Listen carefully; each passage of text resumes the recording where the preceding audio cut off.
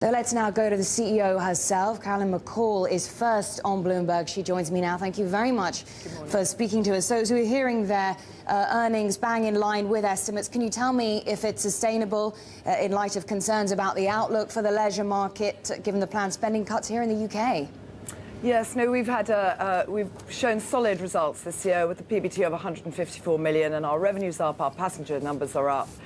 We've done a thorough review of the business, and we believe our dividend policy shows real confidence in the future, and we believe we have opportunity to grow, particularly in mainland Europe. So although we know the economic outlook in Europe is uncertain and the airline industry, of course, is volatile, we believe we can be confident about the future. We're well positioned, I think, to take advantage of opportunities. You speak about expansion onto mainland Europe, and you are paying the company's first dividend. As we've been hearing, EasyJet's never paid a dividend. But to what extent is this going to restrict how much you can invest earnings in other opportunities abroad? Well, our growth really is organic growth, and that's what we're focused on. There's a lot more growth to come from the markets we're already in Europe. We have a very strong balance sheet, and that's why we're paying a dividend, and we will continue to be cash generative as we go forward.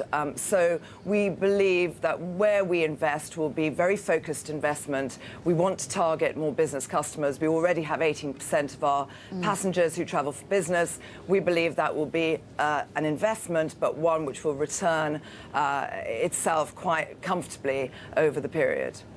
So how much progress have you made in addressing the operational issues that afflicted the airline during the summer? Of course, crew shortages which caused delays right across EasyJet's network over those busy summer months. Well, I arrived on July the 5th, and I was confronted by some operational issues. However, I stabilised that very quickly by taking some short-term measures on the schedule. We did pre-plan what we were doing much more carefully.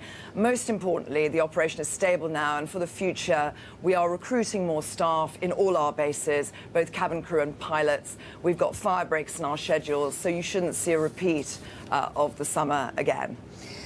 And are you concerned about Ryanair's growth plans, worried that they might eat into your passenger base should they target larger airports closer to city centres? Well, I mean, one of our greatest strengths is that we fly to where people want to go with low fares, and that is a big difference between us and our competitors.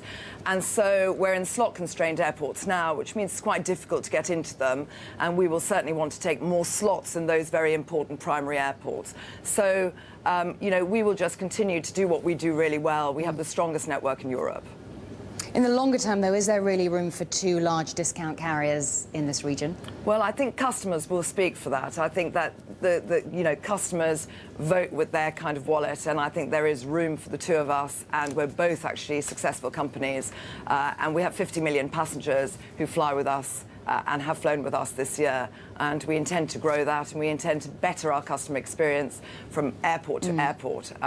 So we believe there is room for lots of players, really, although there will be consolidation. Now, there has been some boardroom instability, shall we say. You've managed to resolve a branding dispute with airline founder Stelios. He wants EasyJet to stop buying planes. I mean, he's been saying, look, the market's matured, expansion needs to be reined in. He's also planning to launch a rival business. There have been reports about that. Doesn't fill investors, shareholders with a great deal of confidence, does it?